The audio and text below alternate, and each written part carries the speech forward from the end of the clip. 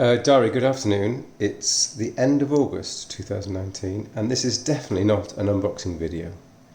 What it is a video to explain why I'm going from the Aftershockz Aeropex, which are these headphones, to the new kid on the block, which is the Aftershockz Aeropex, which is here. Now these, as I've made a little blog article about, are possibly the best wireless headphones I've ever owned. But they've developed a rattle, and so they've had to go. They've literally given me hundreds of hours of great use, and Aftershockz have now got the Air still for sale at about £100, slightly reduced from its original price, let's say almost 2 years ago. And they've got a new kid on the block called the Aeropex, this guy. Now it's supposed to be lighter and more svelte or slightly sexier shape, let's say, and also to have a 8-hour battery life, whereas the Aeropex Air you'd struggle to get just over 3 hours, I would say. So all would seem to be good. The price of the Aeropex is about £150. It's difficult to find on the British Aftershockz site. If you go into products, when I last tried, there wasn't any Aeropex pull down, but there was at the top of the screen a banner which included Aeropex, which when you clicked on it had all the details and would then go to a buy site, and the buy site would actually be Amazon, amongst other things. So this was bought from Amazon. So I just thought I'd tell you what you get in the box. This is not a product review because it's currently charging, but I've obviously done lots and lots of research as to whether I would go to Aeropex or another pair of Aeropex Air. And I'll tell you what's in the box and then tell you why an Aeropex should be a better idea.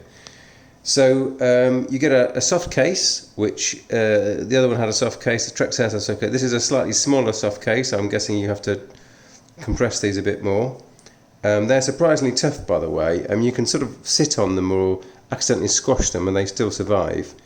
It looks like you get 2 pairs of cables.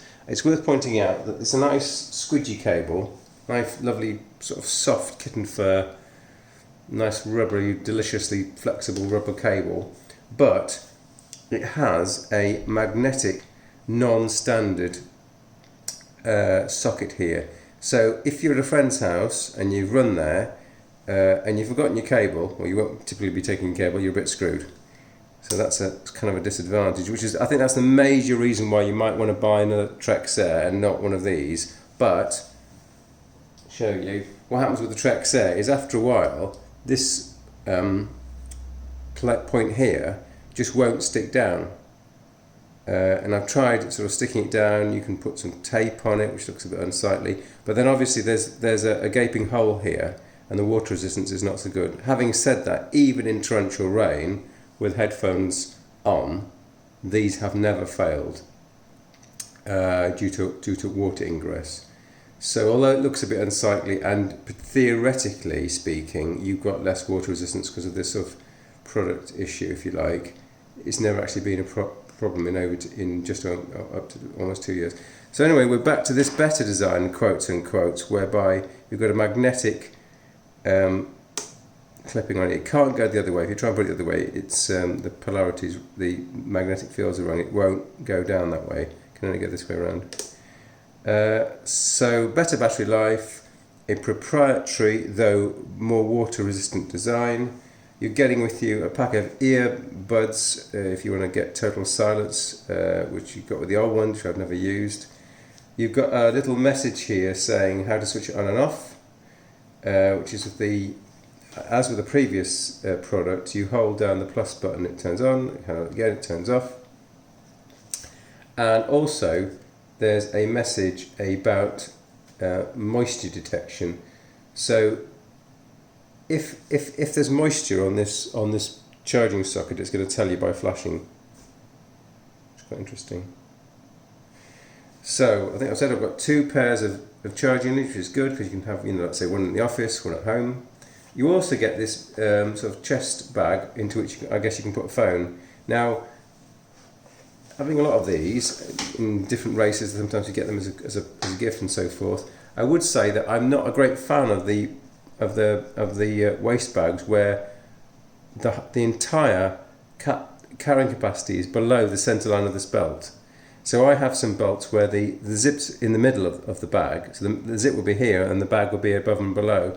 And I think that's a better design, because otherwise when you're running, obviously the phone that's in here just flaps up and down. So yeah, thanks Aftershockz for the running present, but I very much suspect I'm not going to use it. Oh, have I got a hole? If there is a hole in here, this would be totally counterintuitive. Yeah. So we've just bought a set of wireless headphones, and they've sent me a running belt with a hole in it here. Well, that's kind of a bit on the laughable side, really.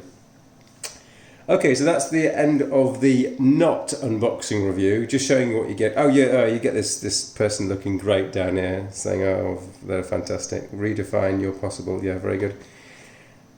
I fully expect these to be brilliant, and in about a week's time, I shall post another video review and a blog post, I should imagine, to say how great they are. I'm looking forward to it. They're about £150. Got them from Amazon. Aftershockz Air's down to about £100. That's quite a step change. I don't probably think you're going to get your 50 quid's worth extra, but let's see. All right, thanks for listening, Darry. Bye.